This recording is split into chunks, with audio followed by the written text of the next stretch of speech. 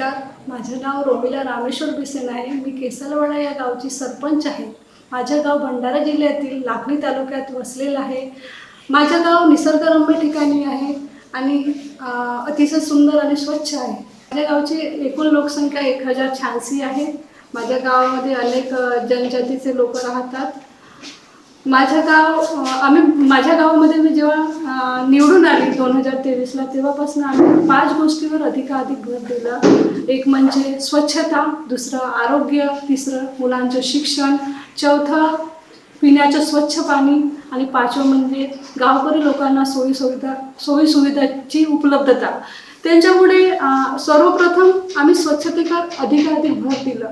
त्याच्यासाठी आम्ही बंदिस्त नाल्या, सिमेंट रोड, तशाच प्रकारे प्रत्येक कुटुंबाला शोषखड्डा दिला, जेणेकरून गटाराचं पाणी हा तलावात न जाता तो तिथल्या तिथंच ऑब्झर्व होते। त्याचप्रमाणे रेन वॉटर हार्वेस्टिंग, प्रत्येक शासकीय इमारतीला रेन वॉटर हार्वेस्टिंग आहे। वृक्षारोपणही केला। माननीय भंडारा जिल्ह्याचे जिल्हाधिकारी योगेशजी कुंभेजकर यांच्या हस्ते आम्ही वृक्षारोपणाचे शुभारंभ केला।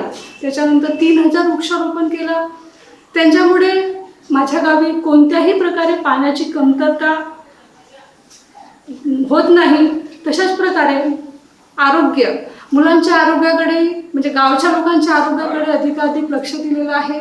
दुसरं म्हणजे माझ्या गावच्या लोकांचे आरोग्य अतिशय सुदृढ आहे, कारण की गेल्या 5 वर्षापर्यंत कोणत्याही रोगराईचा इथं उद्रेक झालेला नाही आहे। त्याच्यामुळे आम्हाला चंदेरी कार्डसुद्धा प्राप्त झालेलं आहे। इथं माझं गाव हा TB मुक्त गाव आहे, त्यामुळे मला जिल्हा परिषद अध्यक्षाच्या हाती आम्हाला पुरस्कारसुद्धा मिळालेला आहे। तशाच प्रकारे कुष्ठरोगमुक्त गाव आहे। कोणत्याही प्रकारच्या रोगराईचा माझ्या गावी उद्रेक झालेला नाही आहे। इथं बंदिस्त गटारे असल्यामुळे डासांचा उद्रेक नाही आहे, त्याच्यामुळे मलेरिया, डेंग्यू याच्यासारखे रोग झालेले नाही आहेत। केसलवाडा या गावामध्ये जेव्हा आमची बॉडी बसली, त्याच्यानंतर आम्ही एक निर्णय घेतला की एक गाव एक कार्यक्रम।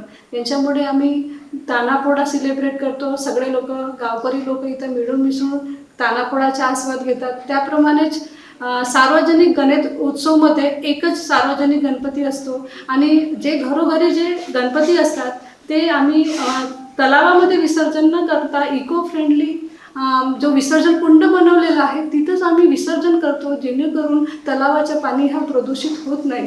त्याचप्रकारे नवरात्रमध्ये एक गाव एक नवदुर्गा अशा प्रकारे तिथं आम्ही गरबाचे आयोजन करतो। आणि या म्हणजे 2024ला भंडारा जिल्ह्याचे अधीक्षक श्रीमाननीय लोहित मतानी सर माझ्या गावी त्यांनी भेट दिली। इथला जो महिलांनी गरबा सादर केलेला होता तो गरबा पाहून ते अतिशय खुश झालं की माझ्या गावच्या महिला इतक्या चांगल्या रीती कार्यशील आहेत, त्यांच्यामुळे त्यांचं मन भरून आलं। माझ्या ग्रामपंचायतीमध्ये आम्ही महिला सबलीकरणावर अधिकाधिक भर दिलेला आहे। माझ्या गावच्या महिला अतिशय कार्यशील आहेत, त्यांच्यामध्ये एक नवीन जोम, गटाच्या बाया असो किंवा गावकरी महिला असो, ह्या अतिशय कोणताही कार्यक्रम असो त्याच्यामध्ये ते लोकसहभाग, लोकवर्गणी करतात आणि आम्ही कोणताही कार्यक्रम अतिशय सुरळीतरीते पार पाडतो। मग माझ्या गावामध्ये 2 हनुमान मंदिर, तसेच एक मोठा बौद्ध विहार आहे। तसेच आदिवासी विभागासाठी म्हणजे त्यांच्यासाठी सुद्धा बिरसा मुंडाचे एक मंदिर, प्रशस्त मंदिर तयार करण्यात आलेलं आहे। यांच्यामुळे सगळे लोक एकत्र येतात, कोणत्याही प्रकारच्या भेदभाव केला जात नाही। माझ्या गावी जो आम्ही उपक्रम घेतलेला आहे आणि त्या उपक्रमामध्ये माझ्या गावच्या लोकांनी लोकसहभाग, लोकवर्गणी चांगल्या रीती केलेली आहे। मी सरपंच या पदावर आहे। जरी मी सरपंच या नात्याने इथं काम करत असेल तरी माझ्या सगळ्या पदाधिकारी, माझे जे सदस्यगण आहे, इथल्या ग्रामसेवक मॅडम आहेत, त्यांनी सुद्धा आम्हाला म्हणजे आम्ही सगळे मिळून मिसळून सगळे कामं करत असतो। आणि ह्या सगळ्याच्या एक फळ म्हणून आम्ही राष्ट्रसंत गाडगेबाबा अभियानामध्ये प्रथम क्रमांक घेतला। त्याचप्रकारे स्मार्ट गावमध्ये तालुकास्तरीय प्रथम क्रमांक घेतला।